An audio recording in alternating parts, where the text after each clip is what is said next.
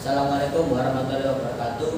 Perkenalkan, saya Depak Maximilian Hadi. Dan saya Erin Daimas Ramalia. Kami berasal dari SMP Negeri 9 Surabaya. Ingin mempresentasikan penelitian kami dengan latar belakang styrofoam sebagai kemasan makanan sebaiknya diperhatikan dari sisi keamanan juga. Banyak bahaya yang dapat ditimbulkan oleh limbah styrofoam ini terhadap lingkungan dan manusia. Maka perlu dicari solusi untuk menguraikannya secara cepat, tepat, dan alami.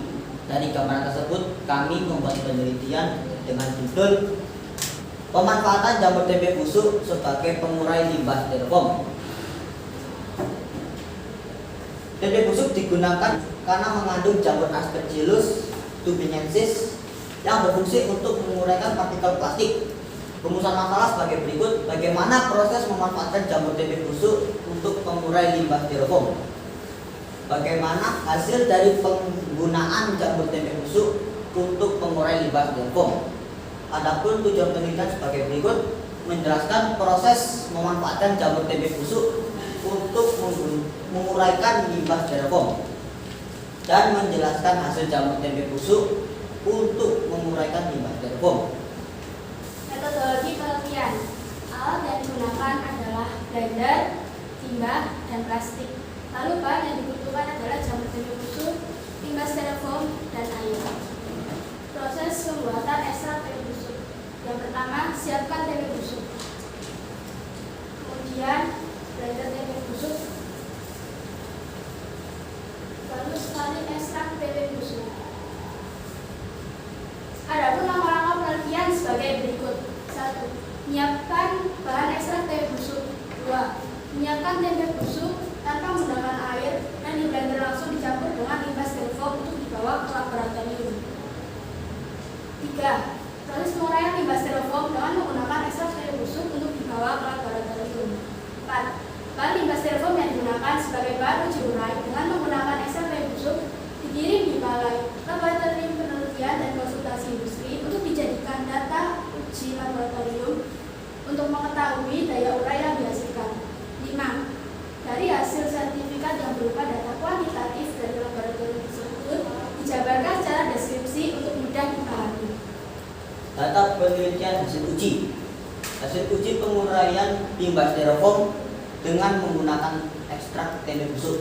Kontrol 10 93,8%, jamur tempe tanpa air 86,64%, jamur tempe dengan air 6,58%, kontrol 30 89,61%, jamur tempe tanpa air 72,6%,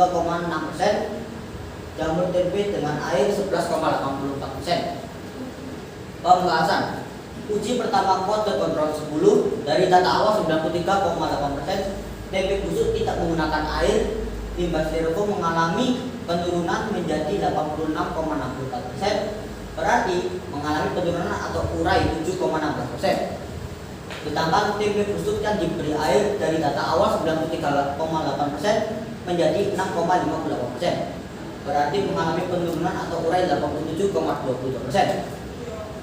Uji kedua kode kontrol 30 dari data awal 89,61%, tempe busuk tidak menggunakan air, limbah styrofoam mengalami penurunan menjadi 72,6%, berarti mengalami penurunan atau urai 17,51%. Sedangkan tempe busuk yang diberi air dari data awal 89,61% menjadi 11,84%, berarti mengalami penurunan atau urai 77,77%.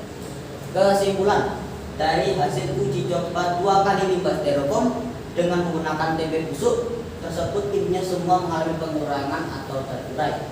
Dari tempe busuk yang tidak menggunakan air dan menggunakan air yang baik, ternyata tempe busuk yang diberi air. Hal ini tentunya sifat air tersebut dapat membantu secara cepat terurainya limbah styrofoam tersebut. Kami memiliki saran, yaitu 1. Memilih ekstrak tempe busuk untuk digunakan untuk menguraikan limbah styrofoam yang menjadi ancaman lingkungan. Perlu dilakukan uji coba berikutnya yang dicampur dengan ekstrak lain untuk mengetahui daya urai dari tempe busuk yang digunakan pada limbah styrofoam. Sekian presentasi dari penelitian kami. Terima kasih.